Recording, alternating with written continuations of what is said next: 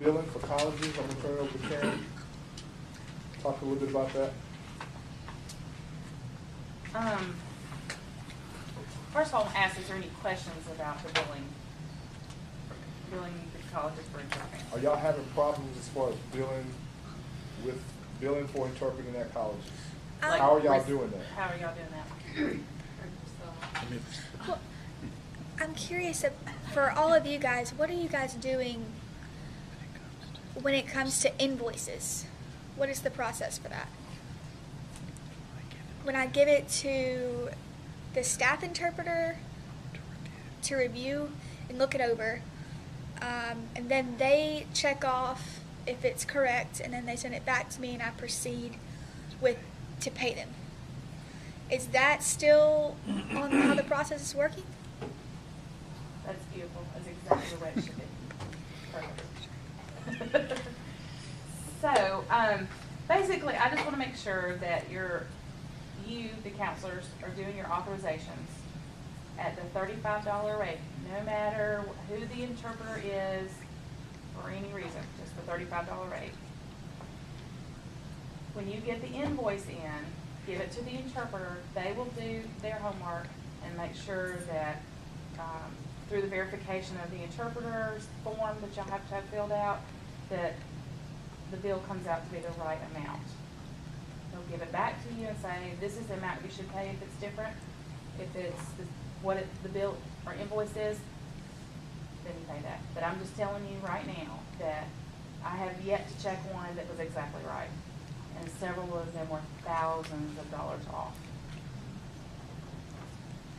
Thousands of dollars. So we're trying to save you money out of your budget. I had one that came through that was around the $30,000 mark, and the bill actually only ended up being like $5,700. So in the past, whoever paid the bill paid whatever that amount was, and sometimes I'm telling you it's in the thousands off. Art, I'm just a little bit confused. So even though we know, because we obviously can still use permanent level at $25 an hour, even if we know that it's a permanent level person at the college, you still want us to do the invoice at $35? The authorization. The authorization? Yeah, and I'll tell you why. The college may say, this person we're going to use as a permanent interpreter. What if that interpreter is in an accident and is gone for the rest of the semester and they pull in somebody else? Then your authorization is going to have to be amended. You don't want to do that. So it's easier to go back in after the fact and actually tell you what was done, and then you pay that amount versus, and then you have excess left over in your budget, rather than the other way around. That's the reason why. And it happens. Interpreters get sick. They're out. They have to, pull in somebody else, or there was no interpreter at all, but the college will still bill you for those 2 hours or whatever the class was, because, they had to make other accommodations or whatever, may not have been an interpreter, but they'll still bill us for that. Those are the little things that we have to look for.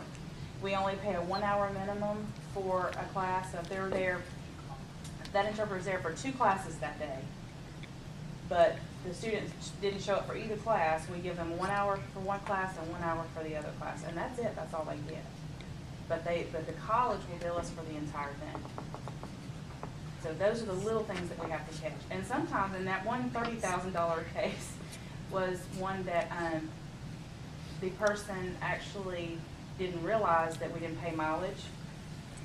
We didn't pay portal to portal, and that's why that bill was so expensive.